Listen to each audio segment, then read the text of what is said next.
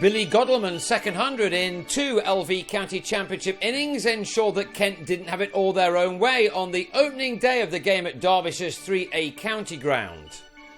Sam North East inserted after winning the toss, but things didn't begin well, with Sam Billings dislocating a finger in the third over, meaning a new role behind the stumps for Daniel Bell-Drummond for a while, until Ryan Davis arrived to help. The decision to field first appeared to be the wrong one, even though both the green pitch and the overhead conditions were in the bowler's favour. Godleman was quickly on the attack. Ben Slater also began well, even though he was less fluent. Kent's attack, without either Matt Coles nor Darren Stevens, didn't always put the ball in the right areas. That allowed Godleman, who scored a ton in his last championship innings against Leicestershire, to race to a 50 off 61 balls in the 19th over of the match, 7 fours included in the left-hander's half-century. He and Slater batted through much of the morning session, their opening partnership bringing their side 93 runs in 25 overs, Slater making 33 of those. But his innings was then ended by Matt Hunn, who got one through the batsman to disturb his stumps. Lunch was taken with Derbyshire on 98 for 1, and soon after the restart, Chesney Hughes edged Callum Haggett to James Treadwell, leaving it to Godleman to continue to play some shots, many of which he stood and admired without having to even move out of his crease. He had a moment of luck on 95 when he edged Treadwell just past slip.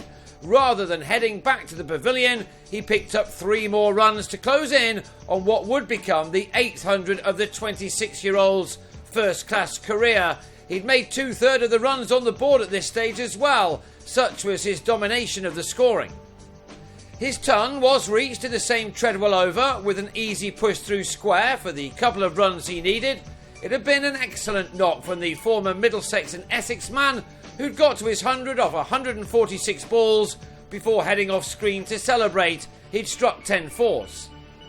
At this stage, everything was going along rather nicely for the home team, with Wayne Madsen playing some bright shots, especially off Treadwell, who found himself by some way the most experienced of this Kent attack, which was largely made up of 3 youngsters in Hunn, Ivan Thomas and Haggett.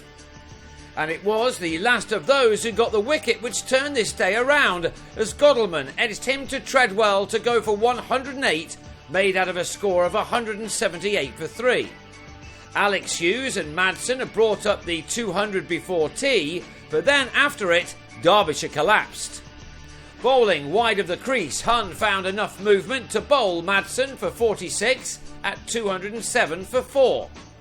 2 balls later, Shiv Thakur had to retire hurt after taking this nasty blow on the head.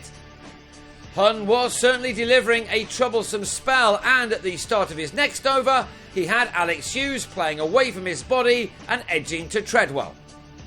Thomas then replaced Hunn and removed Matt Critchley in a similar way, North East with a catch this time, to now leave Derbyshire on 230 for 6. Without another run being added, Harvey Hussain drove Treadwell to Thomas at mid-on. And a 3rd wicket fell with the score on 230 when Tony Palladino edged Thomas to Ben Harmison to go without scoring. From 207 for 3, Derbyshire had now slipped to 230 for 8, effectively 9 with Thakur retiring. 23 more runs were added by the last pair before Ben Cotton nicked off to Haggett.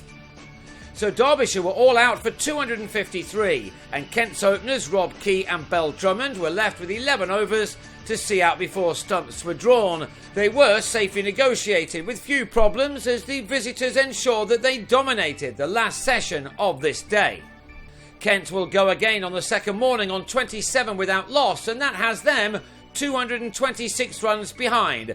Kent are hopeful that Billings will be able to bat in spite of his finger injury.